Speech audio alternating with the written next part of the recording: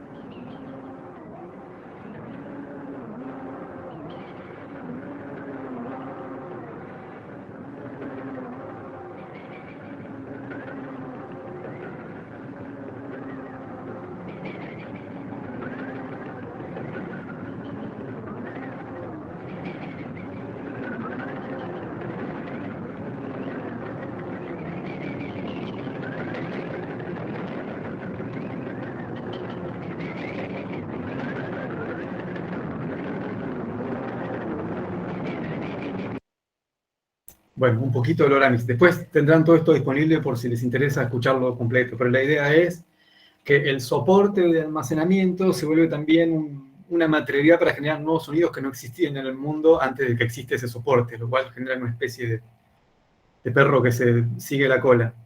Bien, y finalmente iba a hablar un poco de Lamonte Young y de Cage, de John Cage, ¿sí? Les recomiendo mucho, hay unos libros que se llaman Indeterminación 1 e Indeterminación 2, que son de Cage, son libros muy baratos para comprarse o para conseguir por ahí, y un libro que se llama Ritmo, Etcétera. Pablito, si querés anotarlos ahí los libros estos. Ritmo, Etcétera, es un libro para regalarse o regalar a alguien que aprecien, que le gusta la música, de John Cage, en las que habla un montón de música. Y a mí me tocó, muchas veces está bueno el tema de las seguidillas con los libros, ¿sí? Como qué libros venís leyendo en carrera, ¿sí? ¿Cuáles estás leyendo? Y me tocó una buena seguidilla que por algún motivo tenían varias relaciones, y tiene que ver con esto, que quien me conoce y con quien habla conmigo últimamente sabe que estoy como loco con estos libros de Gilbert Simondon, se llama Imaginación e Invención. Ahora vamos a ver dónde cierra toda la cuestión esta. Pero vamos a ver un poco composiciones de Lamonte Young y de John Cage. Primero vamos a ver esta composición de Lamonte Young dedicada a Terry Riley, otro compositor a mí, de mis preferidos por ahí. Y esta es la composición, ¿sí? Dice: empuje el piano contra la pared, con el lado plano pegado a esta. Luego continúa empujándolo contra la pared. Empuje con todas sus fuerzas. Si el piano atraviesa la pared, siga empujando en la misma dirección, sin importar los nuevos obstáculos que se presenten. No importa si algo obstaculiza y detiene al piano o si éste se continúa moviendo, siga empujando. La pieza termina cuando usted se encuentre demasiado exhausto para seguir. Esto reemplaza... Nada, bueno, esto ni hablar, parece ya venía reemplazando la notación, pero la partitura clásica, digamos. En el caso de Lamonte Young, la partitura son esta clase de cosas. Le voy a leer de este libro que se llama Conferencia 1960, está en PDF, en IDI, si lo quieren ver, de Lamonte Young. Y acá hay otra composición. A ver, vamos a ver.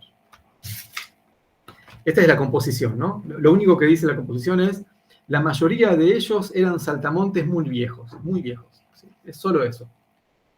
La situación entonces está acá en una idea que también está en el título de la charla de hoy, que es esta de que todos los sentidos tienen sus imágenes. Muchas veces Lamonte Young y también Cage intentan derrumbar todas las barreras que pueda llegar a tener el sonido, ¿sí? Desde sus soportes, desde sus modos más habituales de comercialización. Y lo que hace Lamonte Young en este caso es decir: sé que en tu mente hay algo que sonaría como esto que estoy describiendo, ¿sí?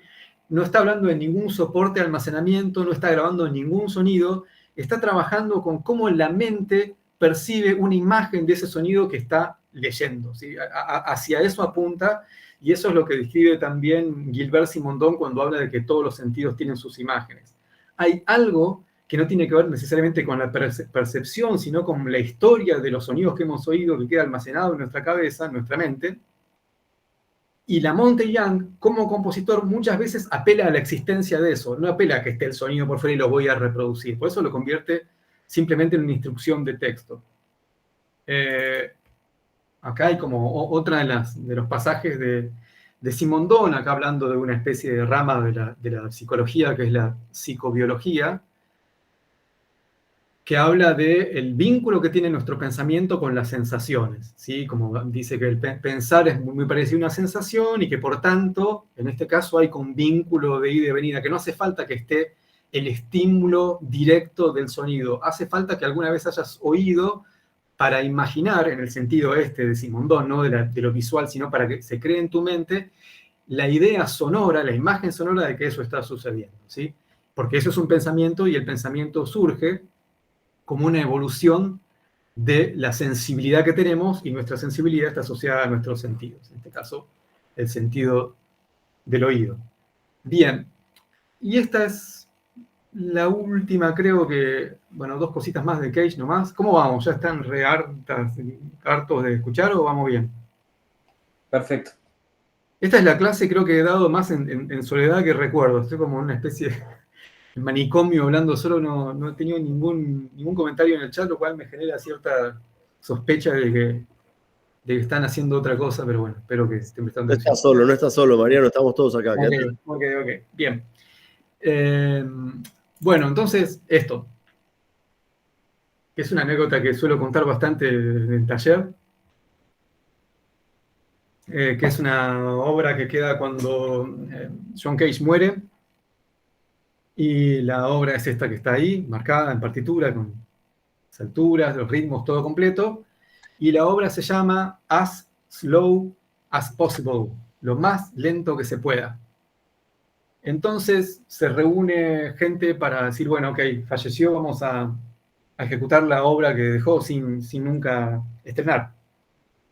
Entonces empiezan a preguntar, este grupo de amistades y seguidores de Cage, qué es lo más lento posible.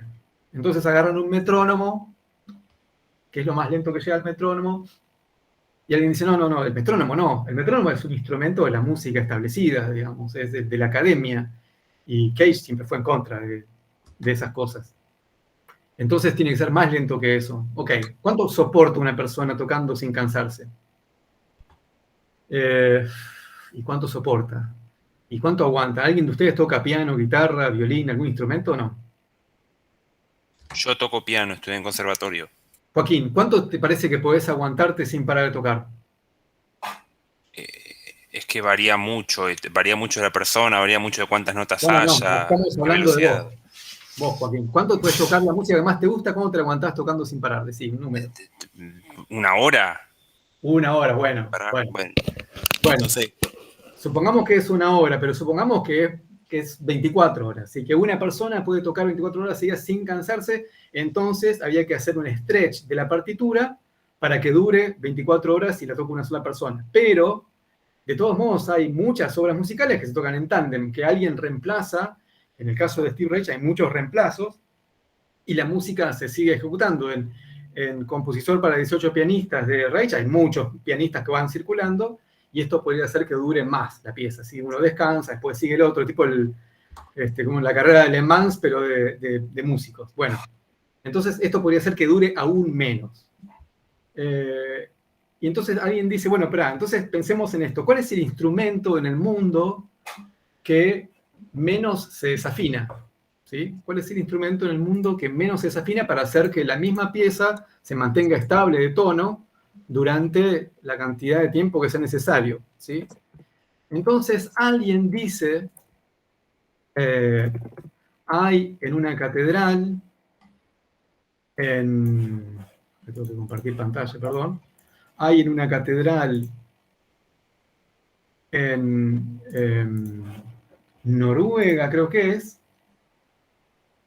un instrumento musical que por su método de ejecución puede permanecer en la misma afinación durante muchos años. ¿Muchos años cuántos?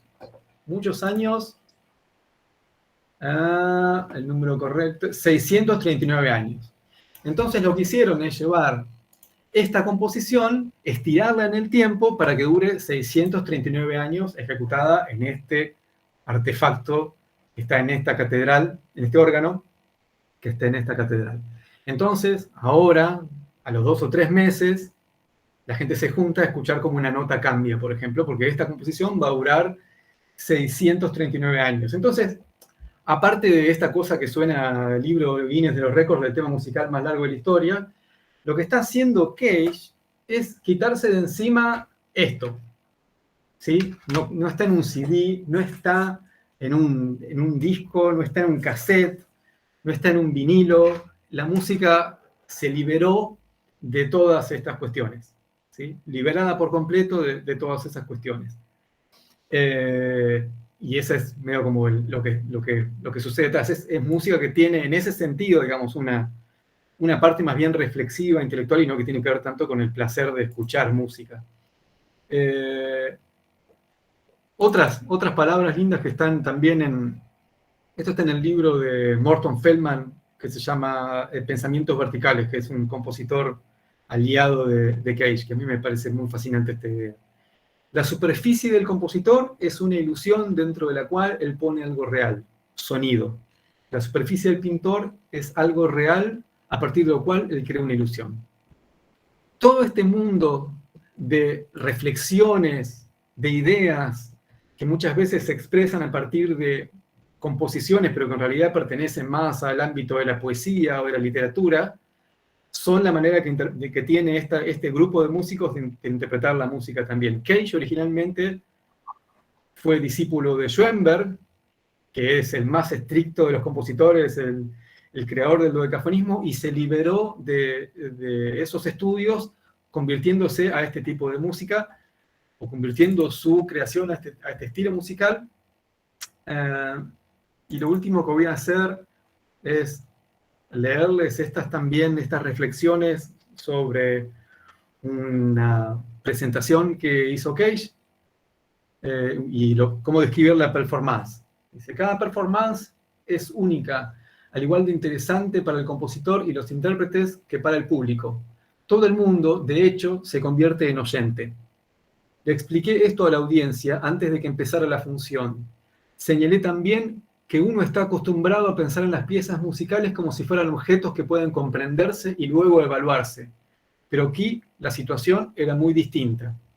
Estas piezas, dije, no son objetos, sino procesos, esencialmente desprovistos de un propósito. Como es natural, tuve que explicarles entonces cuál era el propósito de crear algo sin propósito.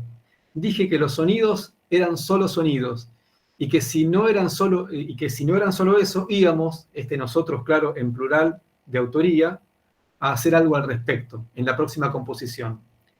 También expliqué que si los sonidos eran sonidos, esto les permitía a las personas que las escuchaban ser personas, centradas en sí mismas, en el lugar donde se encontraban realmente, en vez de verse obligadas a mantener una distancia artificiosa, como de costumbre, uno se imagina en un concierto, y más en un concierto de música de Cage, que la gente está como activando un montón de cosas. Bueno, él lo que dice es, lo que hace falta es sacarse cualquier idea previa con respecto al sonido. Bueno, dice unas cosas más, ya las dirán ustedes, esto ya es tiempo extra, y no tiene que ver con lo importante que quería comunicar, ¿sí? Esta idea de memorial asociada al medio de almacenamiento, y esta herramienta, esta división del sonido en términos de armonía psicoacústica y acústica para navegar y pensar el universo sonoro y las dimensiones del sonido.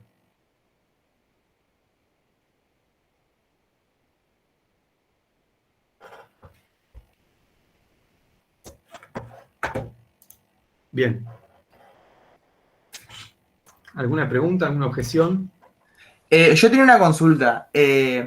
Cuando vos te referías a lo de la música más lenta posible, hay un caso que yo conozco que es de unos músicos que se juntan, no sé, cada 20 años y tocan una nota o tocan una cosita percusiva, como que establecen a partir de ese, que es su como umbral de tiempo, como que es a muy largo plazo. No sé si a eso te referís. No, esto es una obra que se llama Lo más lento posible y que se está tocando ahora. Y va a durar 639 años. Perdón, Sí, a eso me refería. Una nota al pie ahí. En las partituras también están indicadas no solo los sonidos que se tienen que generar, sino los silencios. Si una persona toca una nota y después espera 20 años para volver a tocar la siguiente nota, entonces en la partitura se tiene que reflejar toda esa cantidad de silencio. Exacto. Sí. Pero en este caso, ¿sabes qué? No sé si hay tanto silencio. Es como que hay mucha duración que fue como... Claro, o sea, son notas muy largas, o sea, tiene que mantenerse por esos 20 años el sonido. Es que, claro, se hace muy largo, ¿no? Porque... Claro. Es como si agarras un stretch así y estirases. Claro. Y la idea es que supera la vida largamente de cualquier ser humano y prácticamente de cualquier ser viviente, porque, no sé, algún árbol por ahí puede llegar a vivir tantos años, pero ni las tortugas de las Galápagos que viven 300 años van a presenciar esto, digamos. Es como la música pensada en términos medio universales, o el sonido en términos universales, cual es muy claro, está hecho para no poder ser capturado. Y por ahí es una de las inquietudes, sí.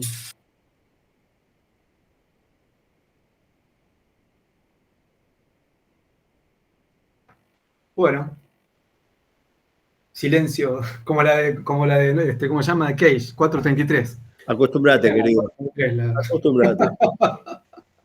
Te pregunto, Ahora falta Profe, Jere, ahora acá falta Jere. en, hay gente ahí. acá, no, en el chat que preguntaron si había alguna data más de psicoacústica, acústica y armonía para analizar. Hay que buscar el libro de Carmelo Saíta, debe estar en PDF por ahí, porque lo editó La Carrera. ¿Hace cuántos años, Leandro? 20 años, creo, por ahí, 20 ¿no? años. Yo lo tengo. Pues, por ahí de andar, sí. Sí, en el libro está todo esto descrito, lo de Carmelo Saíta, por lo menos con absoluta mayor claridad de lo que puedo haber hecho yo. Ahí lo tiene Leandro, el libro y todo, ¿o no? Puedo buscarlo, no sé. Pero bueno, la idea es que en la carpetita... En algún lugar de la biblioteca lo tengo. Ok, Es del ya me 2000. imaginaba. Ya me Del año imaginaba. 2000. Pero bueno, la idea es que en esta carpeta, que se llama Audios, van a encontrarse con un montón de sonidos y música, y la idea es, si tienen ganas, ninguna cosa obligatoria, pero están disponibles ahí para que escuchen y atraviesen la escucha con las cosas que compartimos en la charla de hoy.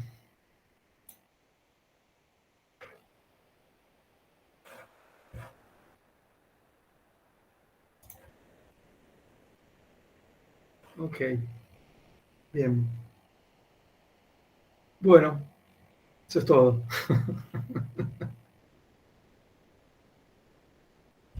Ni más ni menos, querido. Bueno. Ni más ni menos. Muchas gracias, verdad, muy interesante. ¿Alguna pregunta? Mariano. Me alegro. Perdón, ¿alguna pregunta quedó pendiente, chicas, chicos? Está Bueno, muteada, Jimé. de todas maneras, Mariano queda como un consultor permanente, así que cualquier tipo de duda que tengan, Mariano, supongo, ¿no, Mariano? Sí. Está disponible para ventilar cualquier duda. Ahí en el salón. Exactamente, ahí vamos a bombardearte quizás a preguntas a medida que vaya evolucionando este práctico. Obviamente, cualquiera de las cosas que yo diga son absolutamente subjetivas y son opiniones, ¿no? Yo tengo Eso es lo que opiniones. agradecemos, querido Mariano. Muy bien. Así que para eso estás acá, querido. Ahí. Che, Mariano, bueno, millones de gracias. Por favor. Bueno, quedamos a la recíproca por cualquier cosa que ustedes necesiten. Y bueno, ahí te tenemos a tiro por cualquier duda que surja de esto que brillantemente pusiste. Buenísimo, gracias, Gaby. Gracias a vos, che. Bueno. Abrazo enorme, abrazo virtual. Hasta luego. Chao. Gracias, Mariano. Gracias. Chao. Mariano, abrazo. Vamos a publicar el video de la clase de hoy y ahí también te pueden hacer